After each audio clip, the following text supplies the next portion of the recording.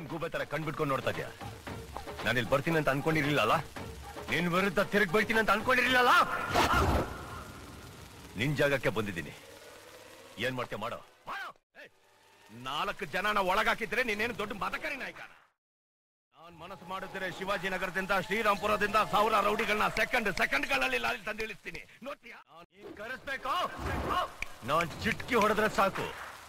ಚನ್ನಪಟ್ಟಣ, ಮದ್ದೂರು, ಮಂಡ್ಯ, ಶಿವಮೊಗ್ಗ, ಚಿತ್ರದುರ್ಗ, ದಾವಣಗೆರೆ, ಇನ್ನೂ ಎಲ್ಲಿಂದ ಬೇಕಾಳಲ್ಲಿಂದ ನೀನ್ ಕಣ್ಣು ಮಿಟ್ಟಿಕ್ಸದ್ರೊಳಗೆ ಜನ ಬಂದು ನಿಂತ್ಕೊಂಡಿರ್ತಾರೆ. ನೋಡ ಗುಡ್ಗೆ ಇಲ್ಲ, ಯಾವ್ದು ಬೇಡ. ನೀನು ನಾನು ಫೇಸ್ ಟು ಫೇಸ್ ಹೋರಾಡೋಣ. ನೀನ್ ಡಿಸೈಡ್ ಮಾಡು. ಕರ್ನಾಟಕದಲ್ಲಿ ಹುಟ್ಟಿರೋ ಒಬ್ಬೊಬ್ಬನ ಹಿಂದೆನೂ ಒಂದೊಂದು ಜಾತಿ ಇದೆ, ಒಬ್ಬೊಬ್ಬನ ಹಿಂದೆನೂ ಒಂದ್ ಗುಂಪಿದೆ. ಒಳ್ಳೆಯವ್ರು ಯಾರು ಅದ್ರ ಬಗ್ಗೆ ಮಾತಾಡಕ್ ಹೋಗಲ್ಲ, ತೋರ್ಸ್ಕೊಡೋದಲ್ಲ. ನಿನ್ನಂತ ನೀನೊಬ್ಬ ಸಾಧಾರಣ ಇನ್ಸ್ಪೆಕ್ಟರ್, ಸಿಕ್ಕಾಪಟ್ಟೆ ಮಾತಾಡ್ಬೇಡ. 10 ನಿಮಿಷದಲ್ಲಿ ನಿನ್ನ ಕೆಲಸದಿಂದ ತೆಗೆದಾಕ್ಸ್ಬಿಡ್ತೀನಿ. ನೋಡ್ತೀಯಾ? ತೆಗ್ಸು. ಅರ್ಥ ನನಗೂ ಬೇಕಾಗಿರೋದು. ನನ್ನ ತೆಗ್ಸಾಕಿದ್ರೆ ನೀನ್ ಹೆದರ್ದೆ ಅಂತ ಅರ್ಥ, ನೀನ್ ಹೆದರ್ದ್ರೆ ನಾನು ಗೆದ್ದೆ ಅಂತ ಅರ್ಥ. ಸಿಂಹನ ಫೋಟೋದಲ್ಲಿ ನೋಡಿರ್ತೀಯ, ಸಿನಿಮಾದಲ್ಲಿ ನೋಡಿರ್ತೀಯ, ಟಿವಿಯಲ್ಲಿ ನೋಡಿರ್ತೀಯ. ಇಷ್ಟೇ ಯಾಕೆ, ಝೂ ಅಲ್ಲಿ ನೋಡಿರ್ತೀಯ.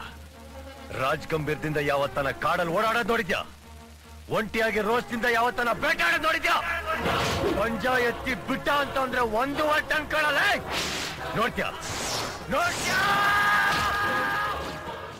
ದಿನಸಿ ಅಂಗಡಿಯಲ್ಲಿ ಮೂಟೆಗಳನ್ನು ಹೊತ್ತು ಎತ್ತಿನ ಗಾಡಿ ಹೊಡೆಯೋ ಕೈಗಳಿವು.